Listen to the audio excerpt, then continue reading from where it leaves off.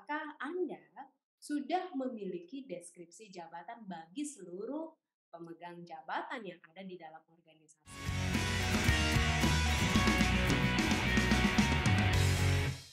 Sebuah organisasi yang bertumbuh dan tentunya memiliki satu arahan strategis inisiatif yang mumpuni, yang kemudian membuat setiap orang yang ada di dalamnya bekerja selaras dan memiliki satu kecepatan yang sama. Maka hal kritikal yang paling penting juga untuk diperhatikan di dalam sebuah organisasi, selain kita berbicara tentang penjualan, kemudian branding ataupun masalah keuangan, adalah bagaimana kita mengelola SDM kita dengan luar biasa. Nah, salah satu hal yang perlu kita juga cermati dan kita harus persiapkan di dalam sebuah infrastruktur SDM adalah memiliki sebuah deskripsi jabatan yang jelas, spesifik, dan tentunya terukur bagi setiap pemegang jabatan yang ada di dalam organisasi. Namun faktanya di lapangan adalah begitu banyak perusahaan saya temukan, mereka belum benar-benar memiliki satu deskripsi jabatan yang terintegrasi dengan arah dan tujuan strategis dari sebuah bisnis mereka. Yang akhirnya kemudian bagian SDM, atau mungkin kalau tidak ada orang SDM-nya, mereka merekrut begitu banyak orang, merekrut begitu banyak jabatan yang akhirnya saling overlap, yang akhirnya ternyata tidak benar-benar mendukung sebuah proses bisnis untuk mencapai tujuan dan sasaran strategis organisasi. Alih-alih membangun sebuah pertumbuhan dan profitabilitas, yang terjadi adalah setiap orang yang ada di dalam fungsi-fungsi jabatan tersebut saling berpolitik untuk mendapatkan hati business owner atau pimpinan puncaknya, yang akhirnya kemudian berpengaruh pada peningkatan gaji mereka. Padahal kalau kita lihat ternyata kinerjanya belum benar-benar selaras dengan tujuan dari jabatan tersebut.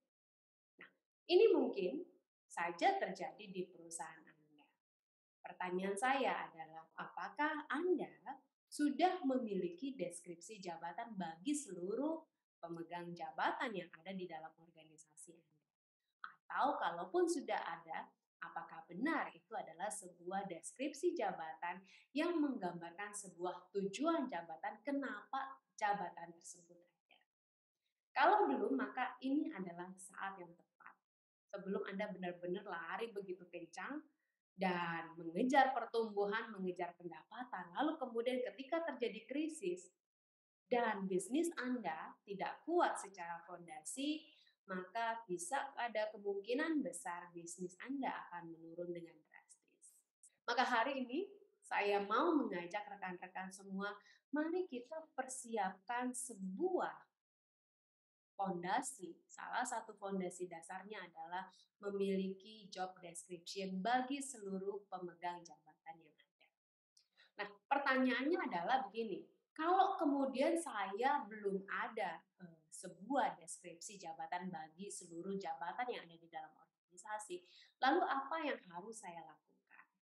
Tentunya kalau kita berbicara menyusun job description, banyak sekali paham yang terjadi di luar sana, juga yang dianut oleh para praktisi SDM. Nah, yang seringkali saya melihat bahwa ketika seseorang mau menyusun, atau misalnya bagian dari SDM menyusun sebuah job description atau deskripsi jabatan, yang dilakukan adalah, dan ini common, ini sangat umum dilakukan, adalah menggunakan analisa jabatan.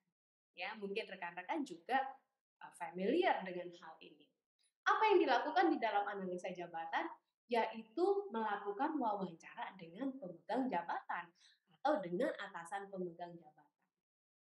Pertanyaan lanjutannya, apakah melakukan wawancara dalam analisa jabatan merupakan hal yang sangat tepat atau tidak? Banyak saya menemukan ketika kita mau menyusun sebuah analisa jabatan, terus kemudian kita melakukan wawancara dengan pemegang jabatan, yang terjadi adalah ketika kita melakukan wawancara, jawaban yang kita peroleh adalah gambaran apa yang dikerjakan oleh si pemegang jabatan. Ini kenyataan. Jadi yang mereka sampaikan adalah apa yang mereka lakukan, bukan yang seharusnya kenapa jabatan tersebut itu ada.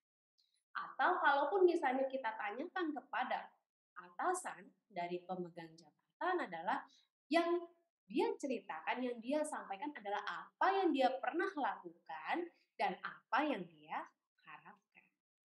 Sehingga kemudian yang terjadi adalah ketika kita menganalisa keseluruhan jabatan yang ada dan kita cari hubungannya antara satu jabatan dengan yang lainnya, yang terjadi adalah overlap proses. Nah, ini banyak sekali terjadi. Dan akhirnya begitu banyak jabatan, kalau dianalisa lebih lanjut, ternyata kita terlalu banyak mempunyai jabatan-jabatan yang diisi di dalam organisasi dan ternyata tidak membangun sebuah produktivitas kerja, tidak membangun sebuah proses yang efisien. Apakah ini juga yang Anda lakukan? Kalau iya, mungkin saatnya kita sekarang mulai melihat dengan cara yang jauh lebih efektif dan jauh lebih tepat dibandingkan kita langsung melakukan proses wawancara dengan si pemegang jabatan atau dengan si atasan pemegang jabatan. Yang saya lakukan adalah, dan ini sangat powerful menurut saya ketika saya terapkan ini di dalam banyak organisasi di dalam klien saya dan perusahaan saya bekerja sebelumnya adalah ketika Anda ingin mau melakukan analisa jabatan untuk menyusun sebuah job description atau menyusun deskripsi pekerjaan, hal yang paling utama yang harus dilakukan sebelum benar-benar Anda menuangkan di dalam deskripsi sebuah jabatan adalah lakukan analisa proses bisnis perusahaan Anda. Itu dulu. Ini yang terpenting. Pertanyaan yang paling kritikal adalah pertama, kemana sih arah bisnis perusahaan saya? Kemana arah strategis perusahaan saya? Arah strategi bisnis perusahaan saya. Kemudian yang ketiga adalah apa sesungguhnya proses bisnis utama yang ada di perusahaan. Dari situ baru kita berangkat. Apakah kita bisa melihat struktur organisasi yang ada di perusahaan kita benar-benar mendukung sebuah proses bisnis untuk mencapai arahan strategis bisnis? Kalau tidak, lebih baik kita mulai dulu memperbaharui struktur organisasi yang ada sebelum kita kemudian menyusun job description. Atau yang paling utama adalah sebelum Anda membuat sebuah struktur organisasi, lihat kembali proses bisnis utamanya.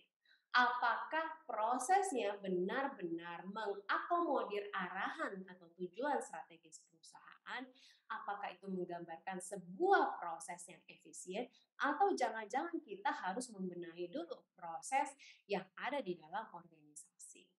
Nah, kalau prosesnya sudah ideal dan memang dianggap mendukung dengan parameter yang sangat spesifik dan terukur, baru kemudian kita turunkan setiap proses bisnis utama tersebut ke dalam proses-proses yang lebih kecil.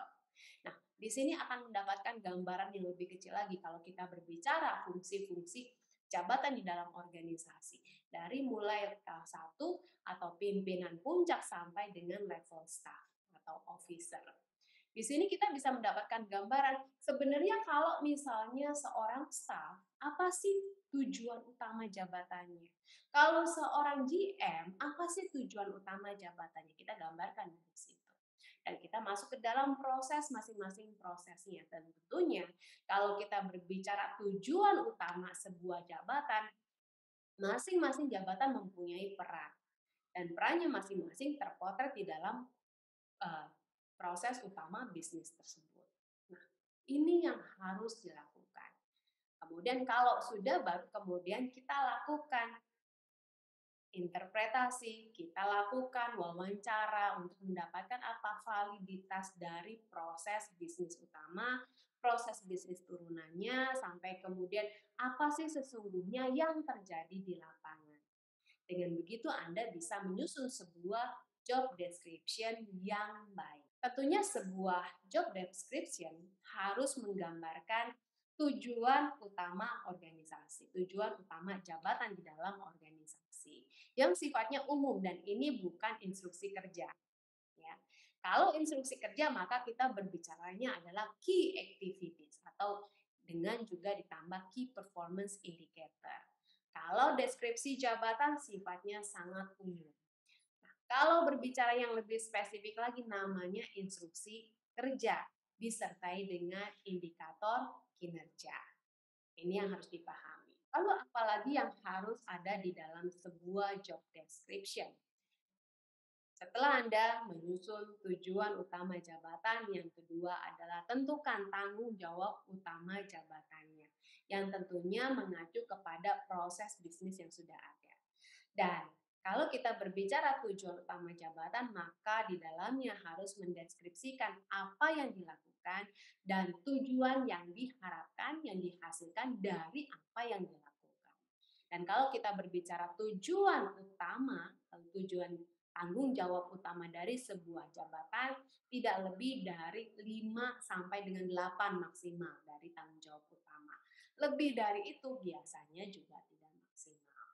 Nah, selain tadi tujuan utama, kemudian juga tanggung jawab utama, lalu apa saja sih di dalamnya aktivitas-aktivitas yang harus ada. Nah, ini berbicara proses yang jauh lebih spesifik lagi. Kemudian jangan lupa di dalam sebuah job description, seorang pemegang jabatan harus tahu apa sih wewenang yang ada di dalamnya, apa sih yang menjadi tanggung jawab dalam pengambilan keputusan. Kemudian apa saja kompleksitas pekerjaan yang terjadi. Lalu kalau kita berbicara dimensi keuangan dan non-keuangan yang menjadi tanggung jawabnya seperti apa. Dan yang terakhir adalah harus tahu apa yang harus dimiliki oleh pemegang jabatan yang menduduki jabatan tersebut, seperti dalam hal skill atau keterampilan, kemudian juga mungkin sertifikasi, dan tentunya kompetensi apa yang harus dimiliki oleh si pemegang jabatan. Maka ketika sebuah job description ini lengkap, dan Anda mau merekrut seseorang dari luar sana untuk menempati posisi tertentu, maka ini akan sangat membantu Anda ketika melakukan proses seleksi, proses screening, ataupun misalnya hiring. Artinya dengan begini kita akan jauh lebih mengantisipasi hal-hal yang tidak kita inginkan. Misalnya contohnya, oh ternyata kita salah rekrut nih, karena ternyata kualifikasinya nggak tepat. Nah, ini bisa kita antisipasi melalui job description yang tepat juga. Jadi kalau hari ini Anda masih berkutat dengan masalah turnover yang tinggi, masalah produktivitas kerja yang kurang sesuai dengan harapan, kemudian performance tidak memunculkan dengan hasil dibandingkan dengan hasil pada saat wawancara, mungkin kita harus mengevaluasi kembali sebagai seorang pimpinan dan sebagai praktisi HR adalah apakah kita sudah punya fondasi dasar yang spesifik, yang tepat dalam hal ini adalah memiliki job description yang sesuai dengan arahan strategis perusahaan dan proses bisnis perusahaan.